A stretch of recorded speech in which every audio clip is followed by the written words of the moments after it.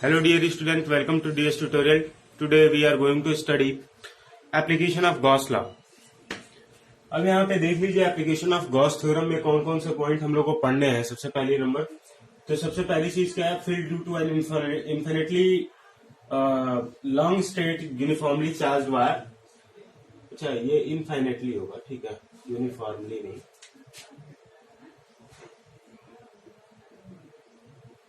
ठीक है, अगली चीज है field due to the uniformly charge infinite plane sheet. और फिर तीसरी चीज आती है field due to an uniformly charge thin spherical shell. अब उसमें क्या है, स्फेरिकल सेल रहेगा जो कि अंदर से खोखला होगा, है ना। तो उसमें इनसाइड द सेल और आउटसाइड द सेल, ये दो मतलब डेरिवेशन होते हैं, उसको हम लोग को ध्यान से देखना है। तो सबसे पहला चीज जो है field due to an infinitely long straight uniformly charge wire, इसके बारे में देखेंगे। तो सबसे इस चीज को थोड़ा सा ध्यान से देखिए कि अगर मान लीजिए कि एक वायर और इसमें चार्ज फ्लो कर रहा है, इसमें चार्ज फ्लो कर रहा है, ठीक है जी। अब चार्ज फ्लो कर रहा है तो हमने क्या किया, गॉसियन सरफेस, देखिए क्या करना है कि हमें गॉस लॉ लगाना है, तो यानी गॉसियन सरफेस चाहिए, है ना। तो गॉसियन सरफेस जो है हमने मान रखा है कुछ ऐसे ऐसे इतना इधर, ठीक है, इस तरीके से ये हमारा गॉसियन सरफेस है ना। अब गॉसियन सरफेस मान लीजिए कि इनफाइनेटली लॉन्ग स्ट्रेट वायर है, ये वायर दूर तक मतलब जाती है, इधर भी दूर तक मतलब अनंत तक, है ना, बहुत दूर तक। और ये चीज क्या है, नेवर एंडिंग। और ये जो वायर है इसमें चार्ज फ्लो कर रहा है। जब ये चार्ज फ्लो कर रहा है साथ में यहां पे हम क्या देख रहे हैं कि इसका जो इलेक्ट्रिक फील्ड है रेडियली एक्ट करता है। इलेक्ट्रिक फील्ड रेडियली एक्ट करने का मतलब ये है कि रेडियस यानी डिस्टेंस, जो डिस्टेंस है इस चार्ज वायर से इस गॉसियन सरफेस का, हम लोगों ने क्या मान लिया, आर। और यही मान रहे हैं कि यहाँ पे जो है इलेक्ट्रिक फील्ड भी इसी की तरफ एक्ट कर रहा है।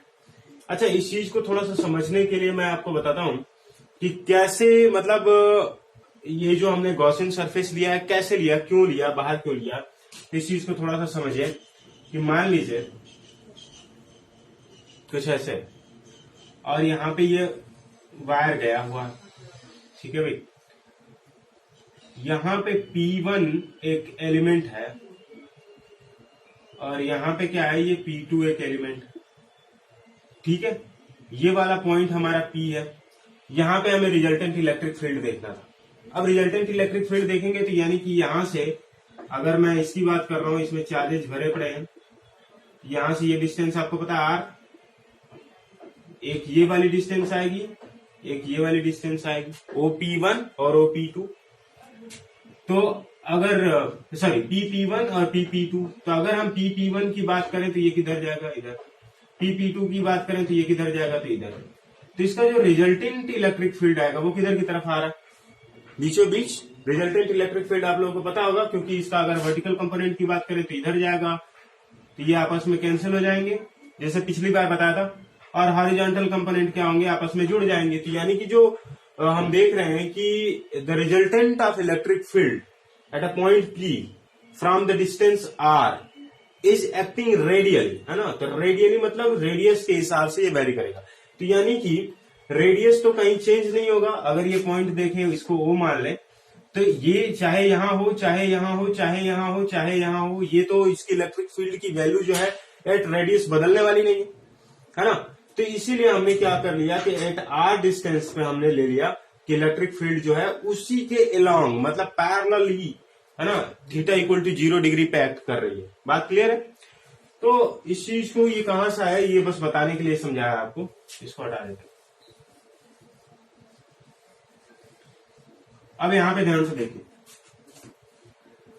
अब इलेक्ट्रिक फील्ड जो है इसी के साथ एक्ट कर रहा है, R डिस्टेंस पे है, फिर चार्ज Q एक्ट कर रहा है, ये सारी चीजें कंसीडर्ड है। तो यहां पे हम लोगों ने क्या पढ़ा हुआ था, according to Gauss law, Gauss law के हिसाब से क्या पढ़ा था भाई, गॉस लॉ के हिसाब से यही तो पढ़ा था, E dot ds equal to Q upon epsilon naught. इतना याद है भाई। अगर ये क्लोज इंटरवल क्लोज के लिए, क्लोज एरिया के लिए बात कर रहे थे, तो क्लोज सरफेस के लिए बात कर रहे थे, तो हम यहाँ पे फाई लगा देते थे, इंटीग्रल क्लोज इंटीग्रल दिखा देते, E dot D S equal to Q upon epsilon naught. तो इसी पे अब हम वैल्यू पुट करने वाले। चलिए इसको हटाते पहले देखिए आप।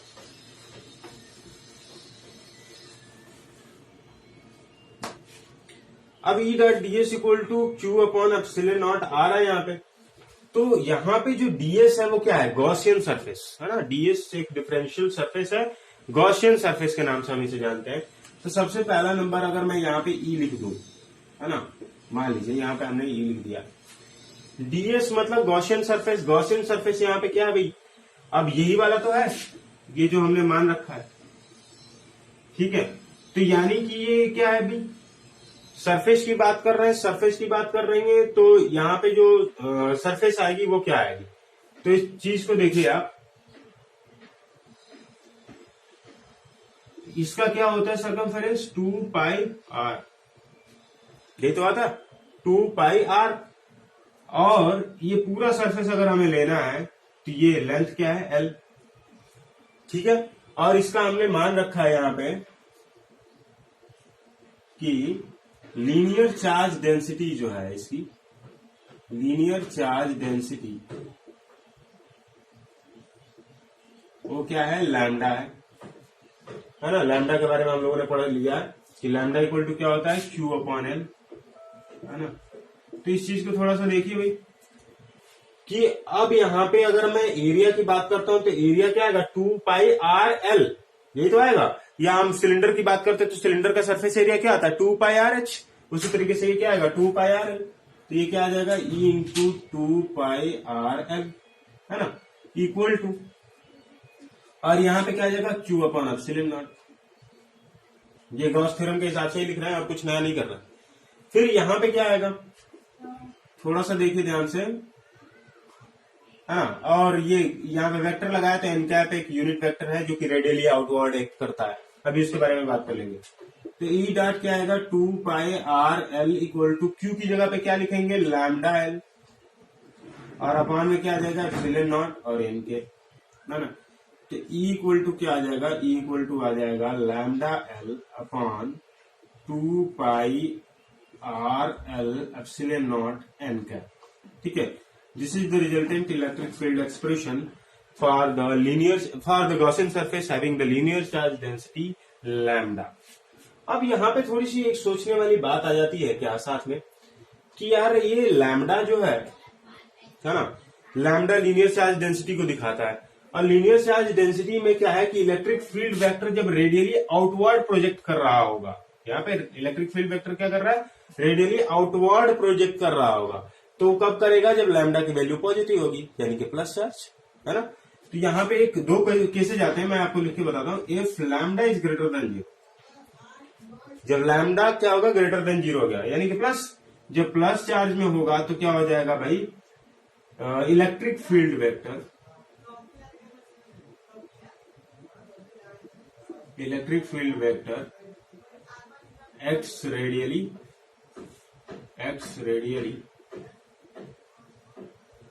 outward from the surface, outward from the surface। और if lambda is less than 0, अगर लेस देन यानी माइनस हो गया तो क्या होगा, electric field vector approaches toward the Gaussian surface, है ना। तो ये चीज समझ में आ रही, इसका क्या लिख देंगे, electric field vector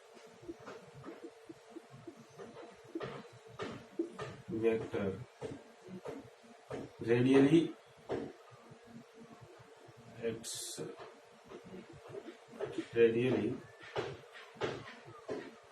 x toward the surface, ठीक है भाई। ये चीज है, इस चीज को देखिए, नोट करिए, फिर आगे बताते हैं।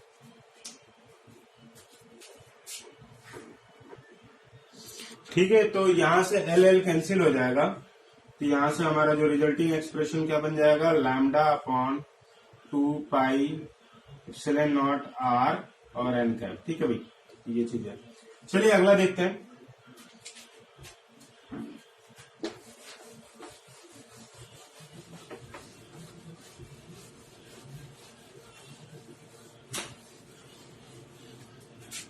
अब अगली चीज जो है,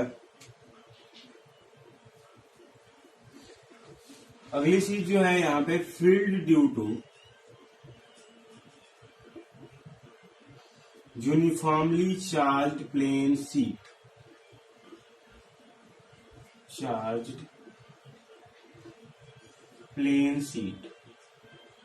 अच्छा भाई, शीट है तो शीट है तो एरिया की बात होगी, है ना, एरिया की बात होगी। और जब शीट आ गई तो सरफेस चार्ज डेंसिटी की बात होगी, है ना। जब वायर की बात करते हैं तो लाइन चार्ज डेंसिटी की बात करते हैं, शीट आ गया तो सरफेस चार्ज डेंसिटी की बात करेंगे, है कि नहीं। तो यहां पे आप थोड़ा सा समझना भी। अब मान लीजिए कुछ इस तरीके का व्यवस्था है, कुछ मैं समझाने की कोशिश करता हूं। ठीक है, अब यहां पे जो ये वाला एरिया है, इस एरिया पे अगर आपको इलेक्ट्रिक फील्ड निकालना हो, रिजल्टेंट इलेक्ट्रिक फील्ड निकालना हो, तो ये वाला एरिया का दो पार्ट होगा, है ना। दो पार्ट मतलब जैसे कोई भी प्लेन शीट आप देखते हैं, जैसे मैं एग्जांपल देता हूं, जैसे मान लीजिए ये बुक है, तो ये बुक का एक पहलू, एक फेस ये है और दूसरा फेस ये वाला है ना। और थोड़ा सा और ध्यान से देखेंगे, इसी बुक पे देखेंगे ध्यान से कि अगर हम इस पे इलेक्ट्रिक फील्ड निकालने जा रहे हैं तो पहला फेस ये, दूसरा फेस ये, पहली एक्सिस एक्स एक्सिस ये, दूसरी वाई एक्सिस ये और तीसरी जेड एक्सिस ये। ठीक है, अब यहां पे थोड़ा सा समझना है कि हम कौन कौन से एक्सिस को कंसीडर करने जा रहे हैं। अच्छा, थोड़ा सा यहां पे ध्यान से देखिए तो समझ में आएगा एक बात कि ये एक्स एक्सिस है, ये वाई एक्सिस है और ये वाली क्या है, जेड एक्सिस, है ना। अब यहां पे एक चीज देख रहे हैं कि जो इलेक्ट्रिक फील्ड वेक्टर होता है वो normal to the plane of sheet, normal to the plane of sheet, यानी कि इलेक्ट्रिक फील्ड वेक्टर जो है वो कैसे काम करने वाला है, इस तरीके से। ठीक है, और हमारा जो एक्स एक्सिस है वो भी कैसे है, इस तरीके से, एक्स एक्सिस भी इस तरीके से। अब वाई एक्सिस के केस में भी अगर हम जाते हैं तो क्या, 90 डिग्री, और ये जेड एक्सिस के केस में भी जाते हैं तो क्या, 90 डिग्री। अब एक बात ध्यान से सोचनी है कि यार जो एक्स वाई जेड एक्सिस होती है ना, ये आपस में म्यूचुअली परपेंडिकुलर होती है, और म्यूचुअली परपेंडिकुलर का मतलब 90 डिग्री होता है। और जब कभी भी हम फाई की बात करते हैं तो क्या होता है, ई डॉट डीएस लिखते हैं ना, है कि नहीं, ऐसे लिखते हैं। लेकिन ई डॉट डीएस यानी डॉट प्रोडक्ट अगर हम खोलें तो क्या हो जाएगा, ई डीएस कॉस थीटा, यही आएगा। या डीएस की जगह पे कई बुकों में ईडीए लिखा जाता है, मतलब बेसिकली एरिया से, है ना, डीएस मतलब एरिया। अब यहाँ पे जो कॉस थीटा की बात करते हैं, जब जब कॉस थीटा 90 हो जाएगा तो ये कॉस 90 की वैल्यू क्या हो जाएगी बेटा, कॉस 90 की वैल्यू हो जाएगी 0। कॉस 90 की वैल्यू 0 हो गई, यानी there is no magnetic flux. If there is no magnetic flux then there is no any presence of charge in it. अगर कोई इलेक्ट्रिक फ्लक्स नहीं है तो कोई चार्ज नहीं है, और जब चार्ज नहीं है तो हमें इलेक्ट्रिक फील्ड कहां से मिलेगा, है कि नहीं। तो इसलिए यार भूल जाते हैं ना, जहां जहां हमें 90 मिलेगा उस एक्सिस को हमें भूलना पड़ेगा, यानी कि वाई पे 90 मिलेगा और जेड पे 90 मिलेगा, तो हमें वाई और जेड पे तो जाना ही नहीं है, किस चीज पे जाना है, तो एक्स एक्सिस पे जाना है, इसलिए हमने ये डायग्राम बनाया। ठीक है, दूसरा नंबर गॉसियन सरफेस डिसाइड करना है। अब फिर से आ जाइए इस पे, गॉसियन सरफेस डिसाइड करना है तो गॉसियन सरफेस एक तो ये वाला फेस और साथ में एकदम जस्ट उसके पीछे वाला फेस, ये दोनों एक्स एक्सिस पे होंगे, ऐसे ही समझ लीजिए। ये सामने से आ रहा है और एक इसके पीछे वाला फेस, तो दो फेस हो गए। तो यानी कि हम जो बात करते हैं क्या करते हैं, E dot D S equal to क्या करते हैं, क्यू अपॉन एप्सिलॉन नॉट।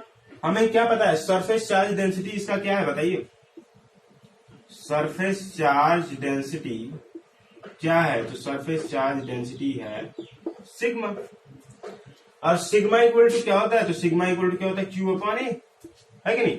और क्यू अपॉन ए की बात कर रहे हैं तो क्यू इक्वल टू क्या हो जाएगा, Q equal to sigma into A. एक बात तो ये होगी। दूसरी बात क्या समझ में आ रही है कि यार जब हम गॉसियन सरफेस की बात कर रहे हैं तो एक तो आगे वाला मान लीजिए कि इसका एरिया ए, और उसी तरीके का एरिया एक पीछे वाला, तो यानी वो भी है। तो यानी कि क्या आ रहा है यहाँ पे E इंटू 2A आएगा ना। एन कैप यूनिट वेक्टर है, सॉरी एन कैप जो है यूनिट वेक्टर है जो कि रेडियली आउटवर्ड एक्ट करेगा, जैसे कि मैंने बता रखा। आउटवर्ड कब एक्ट करेगा, जब सिग्मा की वैल्यू ग्रेटर देन 0। इनवर्ड कब एक्ट करेगा, जब सिग्मा की वैल्यू, मैं लिख देता हूं यहाँ पे, आउटवर्ड कब करेगा, जब सिग्मा की वैल्यू ग्रेटर देन 0। इनवर्ड कब एक्ट करेगा, जब सिग्मा की वैल्यू लेस देन 0। ठीक है, पहले वाले में अच्छे समझा रखा है, तो ये आप समझ में आएगी। अब अगली बात क्या यहाँ पे आ रही, E इंटू 2A, ये गॉसियन सरफेस हमने ले ली। उसके बाद Q की जगह पे क्या लिख सकते हैं, सिग्मा इंटू A, और अपॉन में क्या लिख सकते हैं, एप्सिलॉन नॉट, और ये क्या है, एन कैप यूनिट वेक्टर। यहाँ से A से कैंसिल, तो क्या आ रहा है, vector E equal to sigma upon 2 epsilon naught n cap. ठीक है जी। तो इस तरीके से ये यूनिफॉर्मली प्लेन चार्ज शीट का जो है इलेक्ट्रिक फील्ड अगर हमें निकालना हो तो इस तरीके से निकालते हैं। चलिए इसको ध्यान से नोट कर लीजिए, फिर अगला बताता हूँ। स्फेरिकल सेल वाला बहुत आसान है, मजा आ जाएगी आपको, दावा है मेरा, आराम से देखो इसको।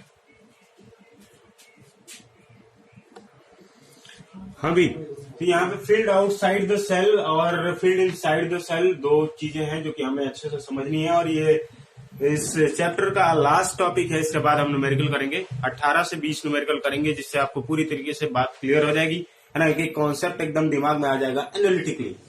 अब यहाँ पे जब बात आ जाती है, थोड़ा सा देखिए आप ध्यान से कि फील्ड आउटसाइड द सेल की बात कर रहे हैं। ये है आपका गॉसियन सरफेस जो डॉटेड वाला है, इसमें भी। सबसे पहले इसको देखेंगे भाई, ये गॉसियन सरफेस है जिसे हमने डॉटेड से दिखाया हुआ है। कैपिटल आर जो है इस स्फेरिकल सेल की रेडियस है, एक्चुअल रेडियस है ना। ये गॉसियन सरफेस की रेडियस है स्मॉल आर। ठीक है, ये पॉइंट पी है जहां पे इलेक्ट्रिक फील्ड डिजायर्ड है, मतलब हमें निकालना है कि नहीं। अभी चलो देखते हैं कि सबसे पहले होता क्या है। तो यहाँ पे हमें हमेशा से पता है कि dot D S equal to क्या होता है, क्यू अपॉन एप्सिलॉन नॉट, और साथ में क्या आ जाएगा, अब यहाँ पे आर की जगह पे जा रहा है रेडियल वेक्टर है, यानी कि आर कैप ले लेंगे। ठीक है भाई, अब थोड़ा सा यहाँ पे एक और चीज ध्यान से देखेंगे कि ई डॉट डीएस की जब हम बात करने जा रहे हैं, तो यहाँ पे जो डीएस है वो डीएस क्या आएगा। तो देखिए सबसे पहला नंबर, जब हम स्फेयर की बात करते हैं तो स्फेयर का सरफेस एरिया क्या आता है, तो स्फेयर का सरफेस एरिया क्या होता है भाई, 4 पाई आर स्क्वायर, है कि नहीं। तो यहाँ पे ई और उसके बाद क्या आ जाएगा, डीएस की जगह पे 4 pi r square equal to, अच्छा सबसे पहले अब यहाँ पे एक और बात आ जाती है कि भाई स्फेरिकल सरफेस है, तो क्या आएगा, सरफेस चार्ज डेंसिटी आएगा, है कि नहीं।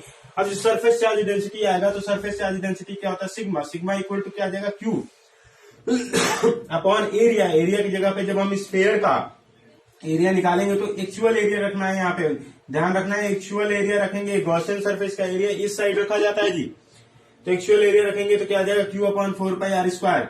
तो यानी कि कैपिटल आर का स्क्वायर, तो यानी क्यू की वैल्यू क्या हो जाएगी, sigma into 4 pi capital R का स्क्वायर, और यहाँ पे क्या हो जाएगा आर कैप, और अपॉन में क्या आ जाएगा एप्सिलॉन नॉट। बात क्लियर हो रही होगी, यहाँ से 4 पाई बड़े प्यार से कट जाएगा, है कि नहीं। अब 4 पाई से 4 पाई तो कट गया भाई, तो आया क्या, तो यहाँ पे आया वेक्टर ई इक्वल टू, यहाँ पे देखो भी क्या आ रहा है, तो ये आएगा सिग्मा इंटू कैपिटल आर का स्क्वायर अपॉन स्मॉल आर का स्क्वायर और आर कैप। यहाँ पे चीजें क्लियर हो रही हैं, तो ये चीज बड़े आराम से हम यहाँ पे लिख सकते हैं। ठीक है, तो यहाँ पे ये चीज तो समझ में आ गई। अगर हम capital R square upon small r square, अब यहाँ पे थोड़ा सा देखना, कैपिटल आर स्क्वायर की वैल्यू अगर हम निकाले तो कैपिटल आर स्क्वायर की वैल्यू यहाँ से क्या निकलेगी, कैपिटल आर स्क्वायर की वैल्यू यहाँ से निकलेगी सिग्मा अपॉन कैपिटल आर की वैल्यू, आर स्क्वायर की वैल्यू निकलेगी Q upon sigma into 4 pi. ये तो आएगी, देख लीजिए, आर स्क्वायर इधर ले गए और ये सिग्मा इधर आ गया, 4 पाई नीचे रह गया, तो क्यू अपॉन सिग्मा इंटू 4 पाई। तो इसी चीज को हम क्या लिख सकते हैं कि यहाँ पे वेक्टर इक्वल टू, अब यहाँ पे sigma into capital R square की वैल्यू रख देते हैं, कैपिटल आर स्क्वायर की वैल्यू रख दिया क्या हमने, क्यू अपॉन सिग्मा इंटू 4 पाई, और साथ में स्मॉल आर का स्क्वायर आर कैप, है ना, आर कैप रख दीजिए, सॉरी आर कैप। अब यहाँ पे क्या हो रहा है, सिग्मा से सिग्मा कैंसिल हो जाएगा, तो हमारा जो वैल्यू निकल के आएगा, इसको हम मिटा देते हैं। जो हमारा वैल्यू आ जाएगा वो क्या आ जाएगा, Q upon 4 pi r square r cap, ठीक है ना। इलेक्ट्रिक फील्ड की जो वैल्यू आएगी Q upon 4 pi r square r cap, है ना भाई। ये चीज तो हो गई। और अब यहाँ पे एप्सिलॉन नॉट मिस हो रहा था, वो हम लोगों ने लिख दिया E equal to Q upon 4 pi epsilon naught r square r cap, ठीक है ना। अब यहाँ पे r cap is radial position vector, है ना, रेडियल वेक्टर है जो कि बता रहा है कि इस आर पे इसकी डिपेंडेंस कैसी है ना, आर पे इलेक्ट्रिक फील्ड का डिपेंडेंस कैसा है। चलिए इस चीज को देख लेते हैं। फील्ड इनसाइड द सेल, जब इनसाइड द सेल की बात करते हैं तो गॉसियन सरफेस क्या हो जाएगी, स्फीयर के अंदर। जब स्फीयर के अंदर हो जाएगी तो यहाँ पे ये वाला कौन सा केस है जी, तो इस चीज को आप देखेंगे कि कैपिटल आर जो होगा वो ग्रेटर देन हो जाएगा क्या है, स्मॉल आर से, है ना। अब इस केस में थोड़ा सा आपको देखना है तो फिर से वही चीज लगाएंगे, क्या लगाएंगे, E dot D S equal to Q upon epsilon naught. ध्यान से देखना भाई आपको कि ई डॉट डीएस की जब हम बात कर रहे होंगे तो गॉसियन सरफेस की बात कर रहे होंगे। डीएस जो है यानी गॉसियन सरफेस यानी कि 4 पाई आर स्क्वायर तो ये आएगा, लेकिन साथ में जब हम क्यू की बात करेंगे, क्यू अपॉन एप्सिलॉन नॉट की बात करेंगे तो थोड़ा सा आपको ध्यान से देखना है कि यहाँ पे चार्ज तो यहाँ पे है, चार्ज यहाँ पे है, चार्ज हवे में नहीं है ना। तो अब जब हम बात कर रहे हैं गॉसियन सरफेस की तो चार्ज हवे में नहीं है, क्योंकि इलेक्ट्रिक फील्ड वेक्टर किधर की तरफ जा रहा है, बाहर की तरफ, इस तरीके से बाहर निकल रहा है, यहां से निकल रहा है, इधर से नहीं। तो जब यहां पे बात करेंगे तो चार्ज की वैल्यू क्या हो जाएगी, 0। तो इस तरीके से ई की वैल्यू क्या हो जाएगी, 0। तो यहां से आपने देखा कि electric field inside the cell क्या हो जाएगा, 0 हो जाएगा। इस तरीके से ये जो आपके इंपॉर्टेंट टॉपिक्स थे लास्ट के इस चैप्टर के खत्म हुए। आप इस चीज को बहुत ध्यान से पढ़िए और बहुत ही सिंपल तरीके से मैंने बताने की कोशिश करी है। एक ही कॉन्सेप्ट को बार बार रन करा रहे हैं, कुछ खास नहीं है ना। Thank you very much for watching this video. If you are watching this video on YouTube platform, please like, share and subscribe, support us, enable us to work in much passionate way. Thank you very much again.